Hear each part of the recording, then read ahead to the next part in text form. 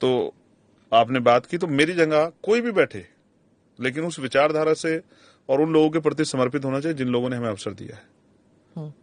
जब किसी पे मॉब लिंचिंग होती है, जब किसी को दाढ़ी पकड़ के मारा जाता है, जब किसी को टोपी उतार के मारा जाता है, जब किसी को जो है सड़कों पे खींचा जाता है, जब सार्वजनिक रूप बैठ के किसी को काटने की, जैसे कल दिल्ली में एक साहब दे रहे थे धमकी कि मैं 1.5 लाख को काट दूंगा, तलवारें बांट दूंगा। जब ये जुल्म होता है तो लोगों की निगाह होती है, कोई उनके लिए बोलेगा, कोई उनकी आवाज उठाए, कोई उनके से अपनापन जताएगा, तो कोई नहीं खड़ा होता। वोट लेने से बातें, तो उन वर्गों को जिनके साथ तकलीफ है उनको उम्मीद है कि चंद्रशेखर आजाद उनकी आवाज बन सकते हैं। मैं उस विश्वास को और मजबूत करूंगा।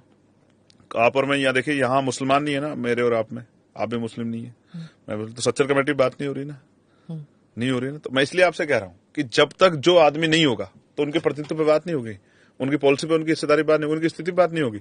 तो अगर जैसे आप, क्योंकि जाति के हिसाब से मैं दलित समाज से आता हूं, तो हम दलितों पे बात कर रहे हैं, क्योंकि मैं बहुजन आइडियोलॉजी फॉलो करता हूं, पिछड़ों पे बात कर रहे हैं। लेकिन मैं आपसे कह रहा हूं कि सच्चर कमेटी मैंने तो नहीं बनाई, लेकिन सच्चर कमेटी की रिपोर्ट कहती है ना कि मुसलमानों की हालत दलितों से बुरी है, तो उनको अपलिफ्ट करने के लिए गवर्नमेंट क्या कर रही है? तो कुछ नहीं कर रही। तो इसका मतलब वो लोग कहां जाएंगे? अपने मुल्क में अपने आप को अलग महसूस करें। और कोई भी खड़ा होकर तक निकाल देंगे, भगा देंगे, पाकिस्तान भेज देंगे, किसकी हिम्मत है भेज देगा? किसकी हैसियत है भेज देगा? क्यों भेज देगा? ये मुल्क उनका भी तो है, ये मुल्क जितना किसी और का उतना उनका भी तो, क्यों भेज दोगे? तो ये जुल्म जो है और ये गैर बराबरी हम लोग स्वीकार नहीं करेंगे, इसके खिलाफ हम जबरदस्त लड़ाई लड़ेंगे।